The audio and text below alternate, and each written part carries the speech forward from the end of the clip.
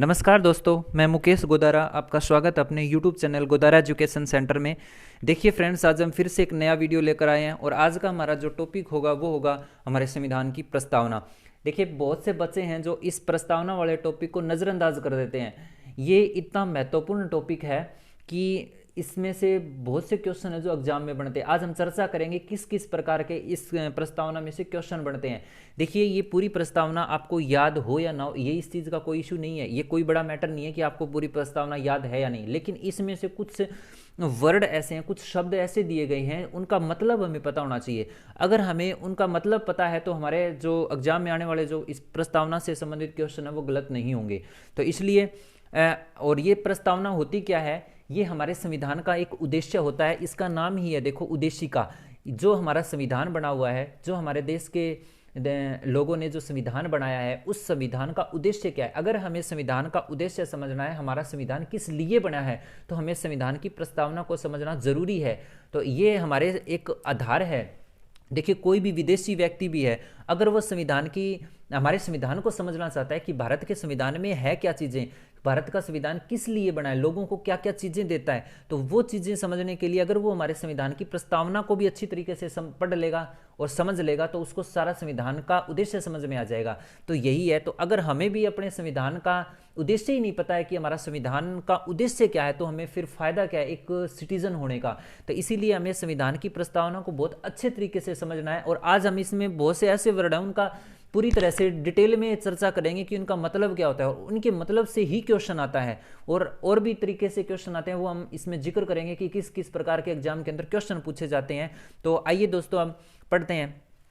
देखिए, पहले हम इन वर्ड्स का यानी शब्दों का मतलब जानने से पहले हम एक बार इस पूरी प्रस्तावना को पढ़ लेते हैं, फिर उसके बाद हम इनकी चर्चा करेंगे।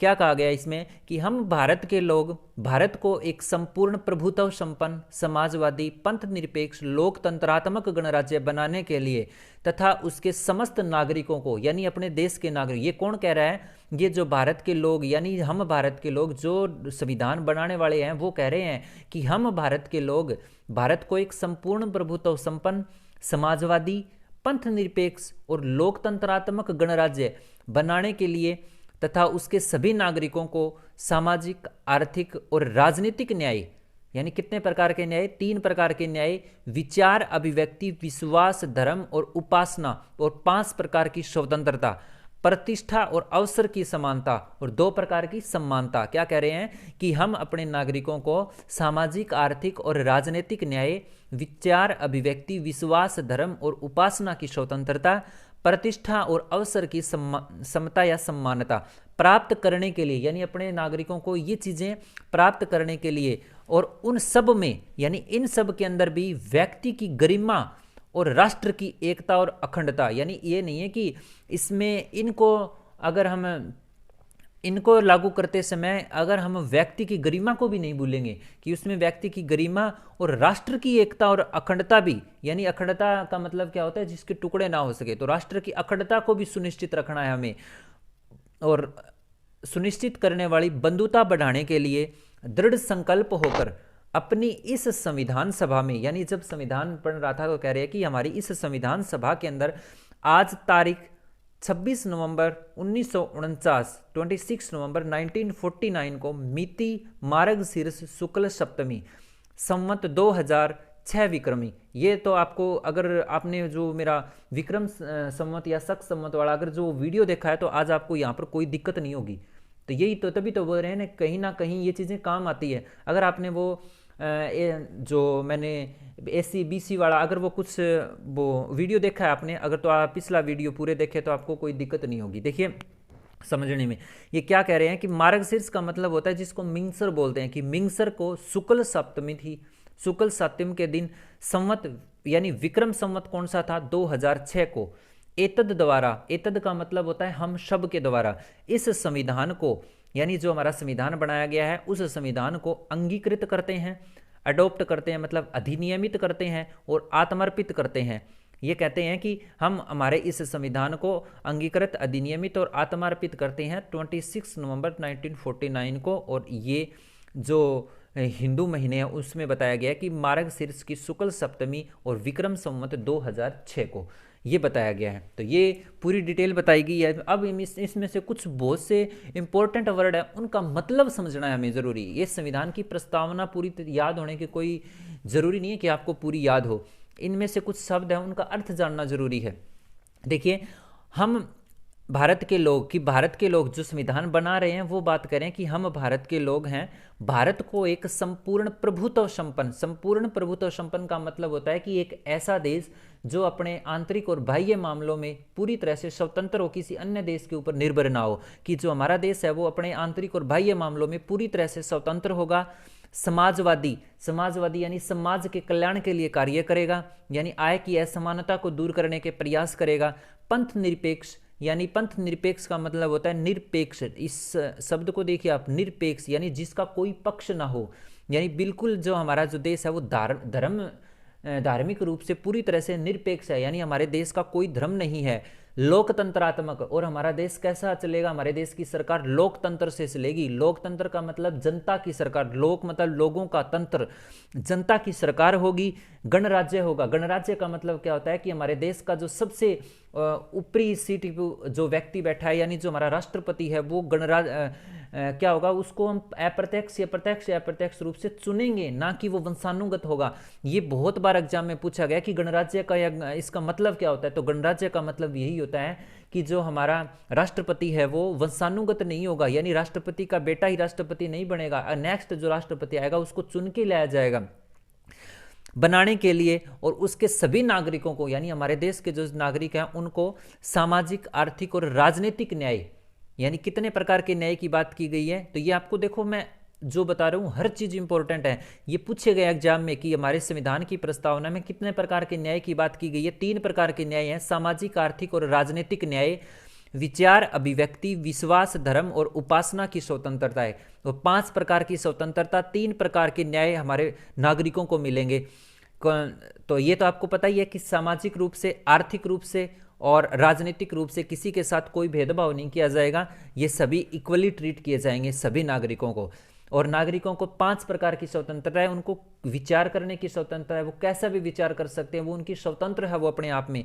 ये मौलिक अधिकार का भी एक टॉपिक है। जब हम मौलिक अधिकार का टॉपिक लेके आएंगे तो ये चीज़ें आएंगी, ये हम पूरी अच्छी तरह से वहाँ भी समझेंगे।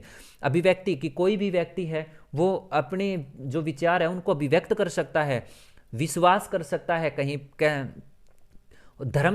धर्म यानी हम किसी भी धर्म को मान सकते हैं। जरूरी नहीं है कि हम, अगर हमारा जन्म हिंदू धर्म में है तो हम हिंदू धर्म को ही माने, ये कोई जरूरी नहीं है। हम कौन से भी धर्म को मान सकते हैं, इसमें हम स्वतंत्र हैं, ये हमारा संविधान कहता है।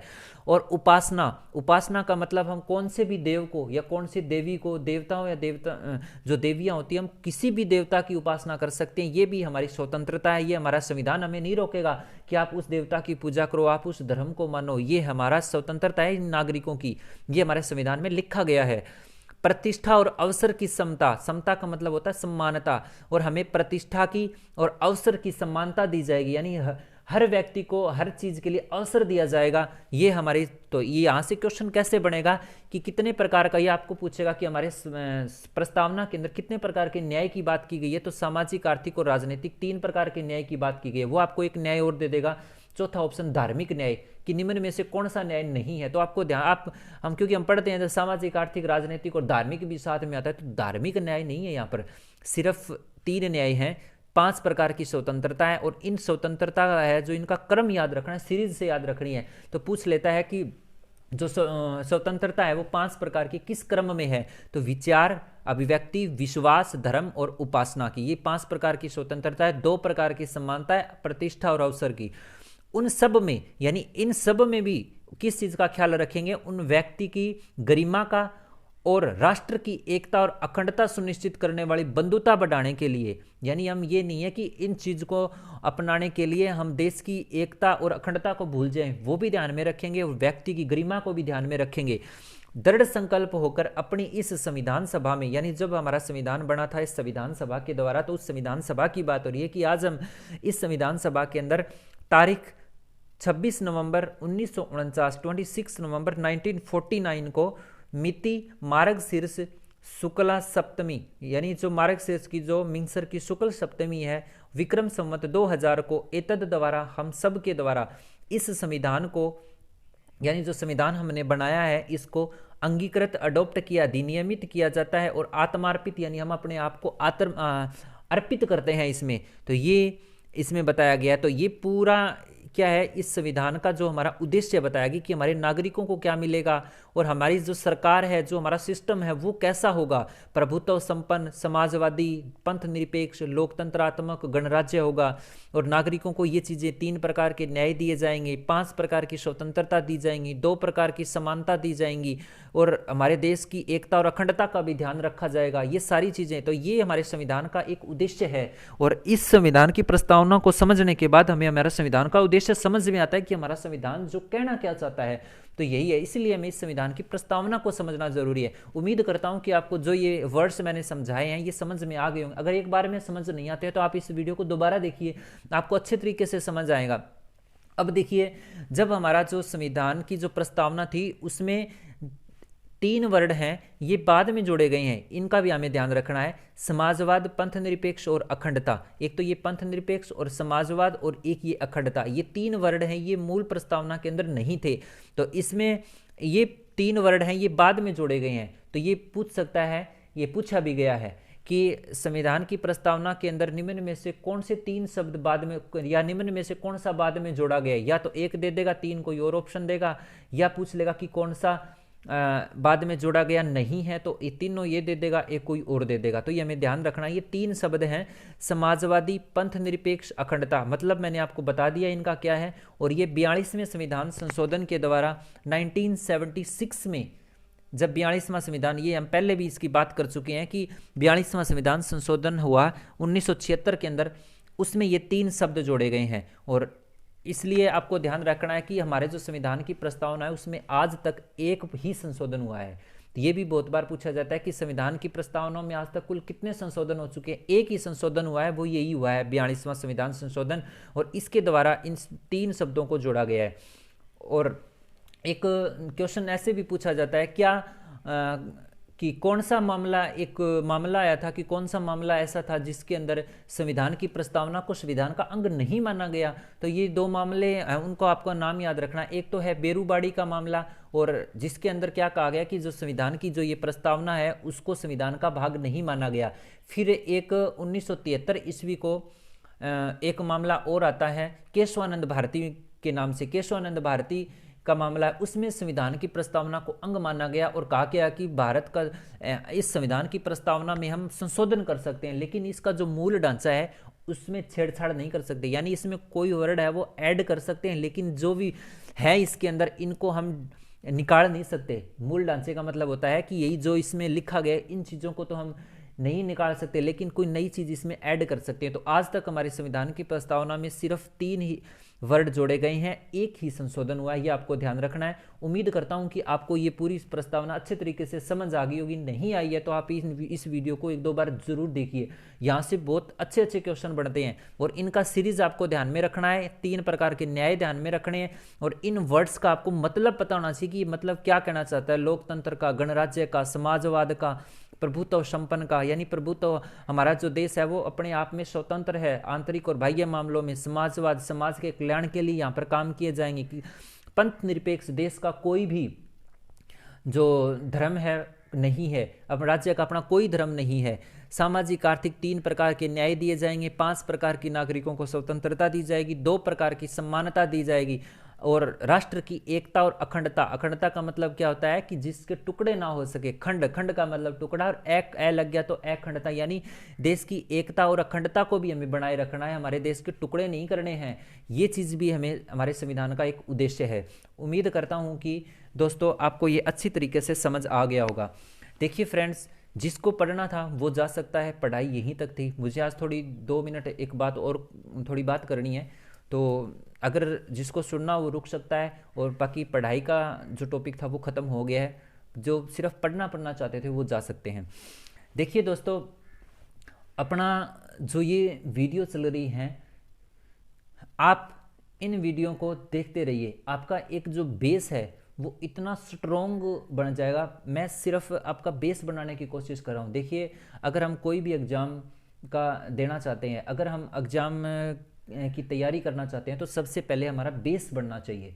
और जब तक हमारा बेस नहीं बनेगा ना, तब तक हम किसी भी ना तो बुक हमारे समझ में आ सकती, क्योंकि बुक भी तभी समझ में आएगी जब हमारा बेस स्ट्रॉन्ग हो जाएगा। तो इन वीडियोस के माध्यम से मैं आपका एक बेस बनाने की कोशिश कर रहा हूँ। आप इनको देखते रहिए, देखिए, और इनके साथ में नोट्स बनाते रहिए। अगर आपने नोट्स बना लिए साथ में और आप इन वीडियो को समझते रहे तो देखिए आपका बेस कितना स्ट्रॉन्ग बन जाएगा। और मैं ये भी जानता हूँ कि इन वीडियो से जो जो देख रहा है इन वीडियो को, वो ऐसा ही बच्चा है जिसके मन में पढ़ने की ललक है, क्योंकि बगैर पढ़ने वाले के एक तो वो लास्ट तक नहीं आ सकता। आज जो ये मेरी बातें सुन रहा है ना, वो वही बच्चा आएगा जिसके मन में पढ़ने की ललक है, क्योंकि बाकी तो 1-2 मिनट या 2-4 मिनट देखा और उसको स्किप करके चले गए। तो आपको पूरे वीडियो देखनी है, अच्छे तरीके से देखनी है और समझना है हर चीज़ का। अगर कोई भी आपको प्रॉब्लम आ रही है, कोई भी दिक्कत आ रही है किसी भी शब्द में, दिखने में, या फिर कोई समझ नहीं आ रहा है, तो आप कमेंट कर दिया करो, आपकी समस्या का समाधान किया जाएगा। लेकिन हमें एक पॉजिटिव एनवायरनमेंट बना के रहना है। और आप दुनिया की मत सुनिए, दुनिया में हर टाइप के लोग हैं, हर प्रकार का व्यक्ति है, और हर प्रकार के व्यक्ति की हर प्रकार की सोच है।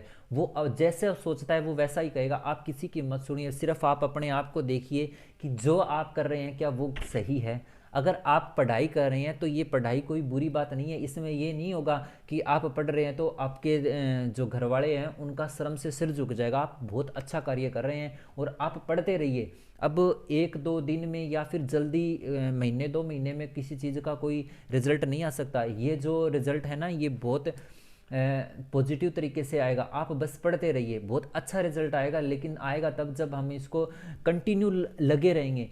अगर हम बीच में छोड़ गए ना तो कुछ नहीं होगा, फिर तो बस वही है, फिर तो जो लोग कह रहे हैं बस वही होगा कि आपसे कुछ नहीं होगा। अरे हमें कुछ क्यों नहीं होगा, आप लगे रहिए, बहुत कुछ होगा। और जो ये शिक्षा है, शिक्षा ही एक ऐसा शत्रु होता है जिसके द्वारा व्यक्ति हर चीज़ को जीत सकता है। तो अगर हमें हमारे जीवन से, अगर हमें अपने जीवन में भी अगर कुछ सीखना है, चाहे देखो जॉब मिलना ना मिलना वो एक अलग बात है, शिक्षा हमें जीवन जीना सिखाती है। और अगर हमें अपने जीवन को अच्छे तरीके से जीना है तो हमें शिक्षित होना बहुत ज़रूरी है। और हमें ये जानकारियाँ मिल रही है, जो आपको ये चीज़ें मिल रही हैं ना, ये इतनी इम्पोर्टेंट है कि एग्ज़ाम में तो काम आएंगी, लेकिन हमारा जो जीवन जीने का तरीका है वो भी बदल जाएगा। और आप अच्छे तरीके से अपने नोट्स बनाते रहिए और एक मेहनत करते रहिए। देखिए, मेहनत का कोई शॉर्टकट नहीं है, मेहनत करनी ही पड़ेगी। अगर आप अब नहीं करोगे तो 2 साल बाद में करनी पड़ेगी, और एक लॉन्ग टर्म में करनी होगी, क्योंकि कंपटीशन इतना ज़बरदस्त हो गया अब। और कंपटीशन के अंदर अगर कंपटीशन को हमें क्रैक करना है तो हमें एक बहुत बढ़िया तरीके से और एक स्ट्रेटजी से अपनी मेहनत करनी होगी। और स्ट्रेटजी हमें एक अच्छे तरीके से करनी हो, क्योंकि पढ़ते तो सारे ही हैं इस दुनिया में, कोई शायद ऐसा है ही नहीं जो पढ़ता नहीं हो, लेकिन हमें एक तरीके से पढ़ना है। और देखिए, जब तक आप सपोर्ट करोगे, हमारे इन वीडियो को सपोर्ट करते रहोगे और देखते रहोगे, तो आप घबराइए मत। मैं बहुत अच्छी चीज़ें यहाँ पर लेके आऊँगा, और आप अपना हौसला बनाए रखिए और पढ़ते रहिए, बस हिम्मत मत हारिए। और जो भी है वो आप छोड़ दीजिए, आप फल की चिंता मत करिए। जो भी हमने किया है उसका वैसा ही फल आएगा, जो फैला हमें जो वैसा ही मिलेगा जो हमने कार्य किया है, जैसा हमने कर्म किया है। अगर कर्म ही हमने अगर हमने टाइम को अच्छे तरीके से यूटिलाइज किया तो टाइम भी हमें अपना जो 100% है वो देगा। जो टाइम भी हमारा अच्छा होगा अगर हमने टाइम के साथ सही किया, अगर समझौता नहीं किया है तो देखिए दोस्तों, आप पढ़ते रहिए और मेहनत करते रहिए। मेहनत का कोई भी शॉर्टकट नहीं है, और मेहनत ही सबसे बढ़िया, और एक मेहनत ही है जो एक दिन हमारी ये रंग लेकर आएगी।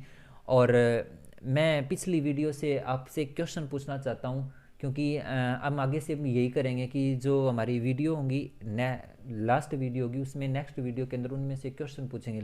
पिछली वीडियो हमने राणा कुंभा की वीडियो बनाई है, और एक तो ये पता चल जाएगा कि लास्ट तक कौन आया है, क्योंकि मैंने लास्ट में इसीलिए क्वेश्चन पूछा है कि जो व्यक्ति लास्ट में आए वही इस क्वेश्चन का जवाब देगा, और जो लास्ट तक आए नहीं है उसको तो यही नहीं पता कि हमने क्वेश्चन पूछा है कि नहीं पूछा है। तो मैं लास्ट वीडियो से, और ये भी पता चल जाएगा कि आपको वीडियो समझ आ रही है कि नहीं है, कि आप ध्यान से देखते हो कि नहीं देखते हो। तो पिछली वीडियो से मैं आपसे क्वेश्चन पूछता हूँ, तो और आपको उसको कमेंट बॉक्स में उसका एक आंसर देना है। फिर मैं अंदाज़ा लगा लूँगा कि कौन कौन सा व्यक्ति है जो पढ़ रहा है वास्तव में। अगर कोई व्यक्ति पढ़ रहा है, इसको पढ़ने के तरीके से अगर देख रहा है वीडियो को, तो वो इस क्वेश्चन का जवाब अवश्य देगा। आपको जैसा भी आ रहा है, गलत सही जो भी, अगर नहीं आ रहा है ना तो आप ये लिख दीजिए कि नहीं पता, जैसा भी आपको पता है, नहीं पता है, अगर नहीं पता है तो आप ये समझ लीजिए कि आप वीडियो को अच्छे तरीके से नहीं देखते हैं। तो हमारा आज का जो क्वेश्चन होगा वही होगा, राणा कुंभा वाली वीडियो से मैं पूछूंगा कि जो कुंभलगढ़ प्रशस्ति है उसके रचयिता कौन थे। उनके आपको नाम लिख के बताने हैं कमेंट बॉक्स के अंदर कि कुंभलगढ़ प्रशस्ति के जो रचयिता यानी उसके जो कवि थे वो कौन थे, वो आपको कमेंट बॉक्स में बताना है। तो ठीक है दोस्तों, मिलते हैं नेक्स्ट वीडियो में, फिर हम एक अच्छी वीडियो दोबारा से लेकर आएंगे। तो धन्यवाद।